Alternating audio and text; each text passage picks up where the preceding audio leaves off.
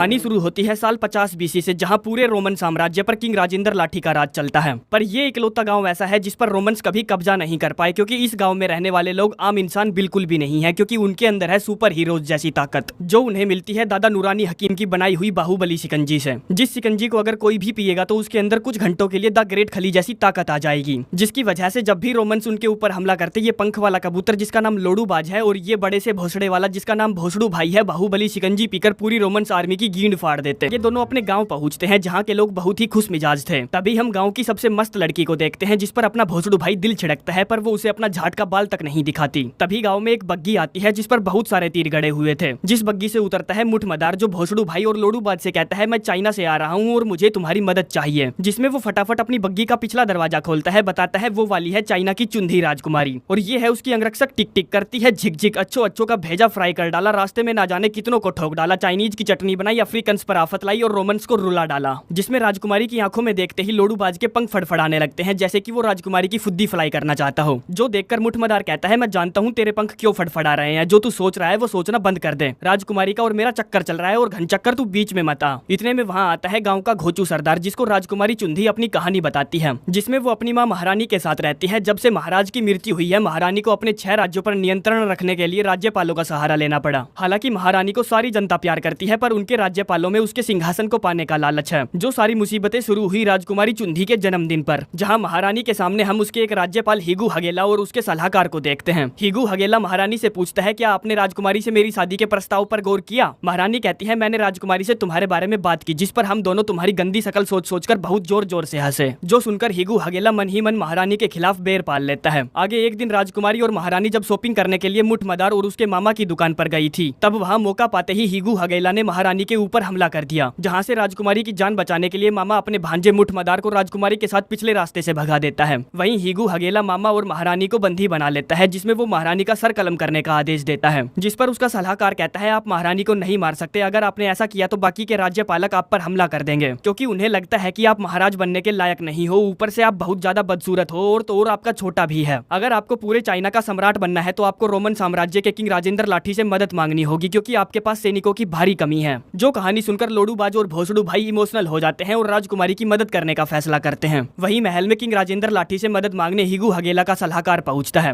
कहता है सरकार हमें आपका सैनिक बल चाहिए, जिसके बदले में हम आपको चाइना की काफी सारी जमीनें पट्टे पर लिखवा कर देंगे। अब राजेंद्र लाठी के पास चाइना में जमीन नहीं थी, इसलिए वो हिगू हगेला की मदद करने का फैसला करता है। वहीं लोडूबाज और भोसड़ू भाई भी राजकुमारी की मदद करने के लिए निकलने की तैयारी करते हैं, जिसमें दादा नूरानी हकीम लोडूबाज को अपनी बाहुबली शिकंजी देता है। कहता है ले इसे अपने साथ ले जा, क्या पता ये तेरे वहाँ काम आ जाए। अब आपको लग रहा होगा कि इस बग्घी को खींचने के लिए किसी गधे की जरूरत पड़ेगी, पर नहीं, उसके लिए भोसड़ू भाई काफी है।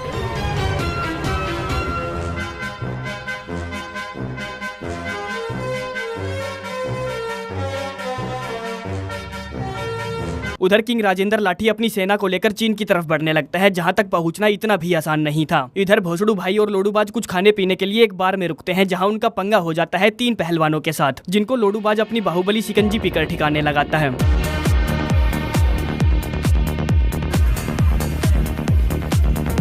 बचा था एक, जिसको भोसड़ू भाई एक ही चुटकी में हवा में उड़ा देता है, वो भी बिना शिकंजी पिए, क्योंकि जब वो छोटा था तब वो गांव वालों के लिए बनाई जा रही शिकंजी में गिर गया था, जिस वजह से उसके अंदर वो शिकंजी वाली पावर हमेशा के लिए आ गई थी। जिसके बाद वो एक जहाज के जरिए पूरी तेजी से चाइना की तरफ बढ़ने लगते हैं। उधर किंग राजेंद्र लाठी हिंदुस्तान की ऊंची पहाड़ियों को और मंगोलियों के खाली मैदानों को पार करके चाइना तक पहुंच ही जाते हैं, जहाँ हिगू हगेला पूरे चाइना पर कब्जा करने के लिए अपनी रणनीति बना रहा था। राजेंद्र लाठी कहता है अबे साले ये क्या बकवास रचने में लगा है तू, हमें किसी चक्रव्यूह की जरूरत नहीं है, हम सीधा हमला करेंगे। जो सब वो सिर्फ अपने इस सेनापति एंटीवायरस के बलबूते पर बोल रहा था।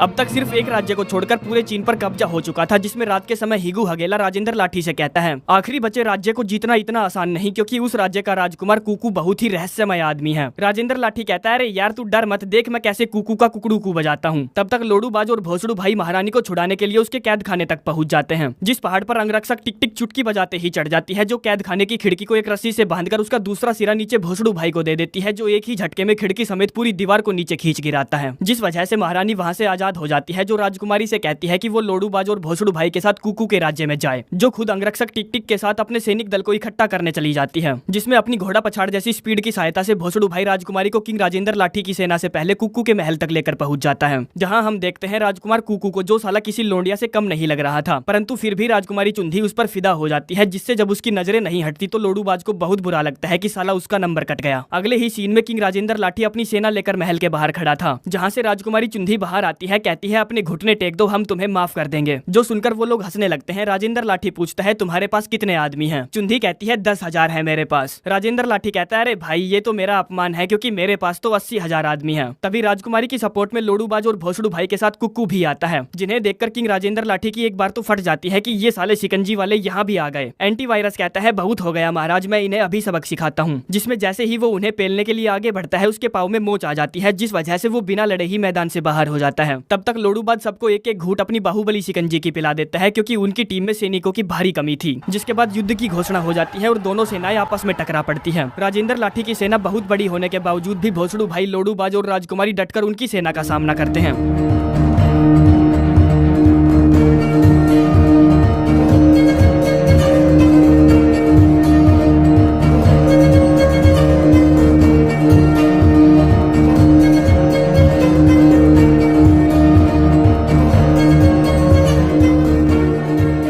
जब तीरों की बारिश होती है तो एक तीर लोडूबाज की शिकंजी वाली लुटिया में आकर लगता है, जिससे उसमें छेद हो जाता है, तो सारी शिकंजी वेस्ट हो जाती है और अब तक उसकी पावर भी खत्म हो चुकी थी, जो सिर्फ उसकी ही नहीं सभी की पावर खत्म हो चुकी थी, सिर्फ और सिर्फ भोसड़ू भाई को छोड़कर, जो अकेला क्या ही कर लेता, क्योंकि राजेंद्र लाठी के सिपाहियों ने अपने भालों की नोक पर उन्हें चारों तरफ से जो घेर लिया था। अब अपनी इस जीत पर किंग राजेंद्र लाठी खुशी मना ही रहा था कि तभी मारती है अपनी सेना के साथ महारानी एंट्री।